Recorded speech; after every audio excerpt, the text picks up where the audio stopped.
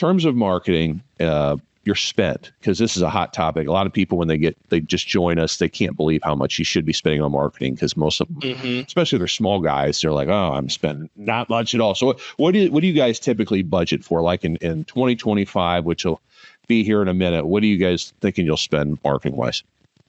In 2025, I'm thinking it's going to be about 13 or 14% cost. Right. Which is aggressive. So yeah, because that's and it wouldn't be that high if we weren't expanding up into Detroit.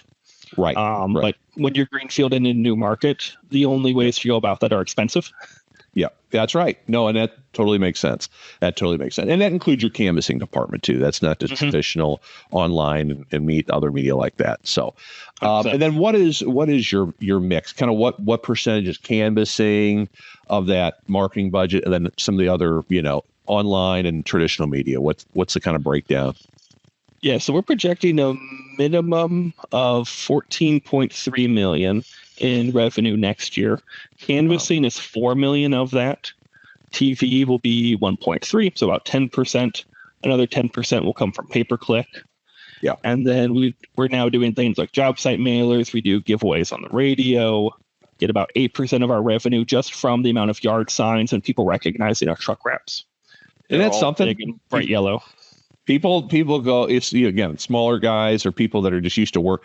They go, brand and wrapping, and so, it's wild how much of a return that little bit, brings. Yeah, if somebody was going to only do one thing, I would wrap the vehicle. Yeah. Not like one thing on the door, like you wrap the entire vehicle in a relatively bold and distinct pattern. Yeah. For sure. Yeah. And you guys have a great brand. I mean, you can see it online. You guys you can tell, put a lot of attention to detail in getting that wrap done right. How long have you had that, by the way? Has it been a while? Yeah, I think beginning of 2019, end of 2018, I think is when those wraps were put on. And believe it or not, even though it's done well for us, we're not, it's almost never good enough. So we're actually going through a brand update right now. Yeah. Well, I mean, first of all, that has to happen. I don't know any successful contracting company I can think of that doesn't do that. I mean, I can think of our big players. A lot of them have recently done that. You just have to stay fresh. I mean, you don't want to overhaul everything like every few years, but you don't want to look stale, right? Yeah, 100%. You don't want to kind of disenfranchise your current customer to where your brand is unrecognizable at all. But absolutely staying fresh and staying modern is important. Yeah. So how did that work? Did you, who are you working with to reevaluate your brand? Kind of what were your goals? Kind of talk about that process, because there's a lot of people that think we gained some nuggets from that. Yeah. The agency we're working with, they're called Pedestrian. They're based out of Canada. They came from a mutual friend of another coaching group that we're a part of. Okay. And what our goals coming out of it were, the main one was not only visual, but it was also our brand voice. So a lot of the advertising that we have right now, while it's been effective, it hasn't really done a good job of differentiating us in the market. Right. It's been, like I said, very good for return on investment, but it wasn't really like telling the story of who integrity is. Yep. And I've always said that if the homeowners in our area knew the people in our building, they wouldn't call anybody else. Like, we would be the de facto choice.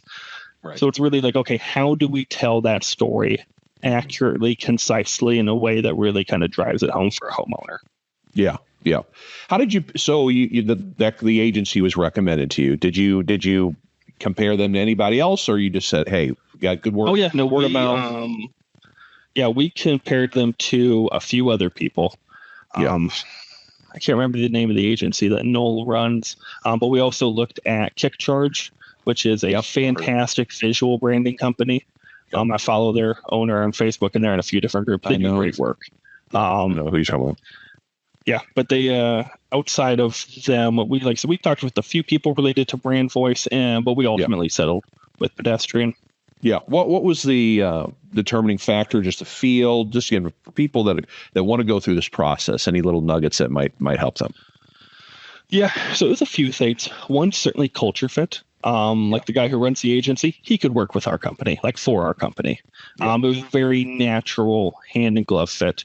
Obviously, we assessed the talent and their proposals, and the other thing was cost. A lot of rebranding agencies, you can spend 150 grand real quick. Right. And that was just not what we were looking to do. Sure. Our goal was to find someone who had the expertise and was small enough that, one, like they would really care about having our account, right? Like it wasn't just another project. Right. But they would really dive into it, get invested and excited about it. Yeah. And it would not cost us a gigantic chunk of my budget. Yeah. So what all are they going to be? They're working on the wraps as well, in addition to the messaging and video, in video, or what all are they tasked? Yeah. So we started from the very beginning for marketing. The first thing we ever did was we really looked at our messaging. Yeah. So we looked at they sat down for hours with us, with each individual leadership team member and kind of us as a group. And they really figured out who is integrity? Like, what is the soul of integrity? And from that, they built out the messaging and what that will look like. And then we worked on the visual side. So obviously right now we're finishing up like the logos and things like that, which is just a refresh, not a complete rebrand. Right. And then the thing that we're really working on right now is we're analyzing our customer journey. So we're looking at everything from how people hear about us to all the way to down the line to being repeat customers.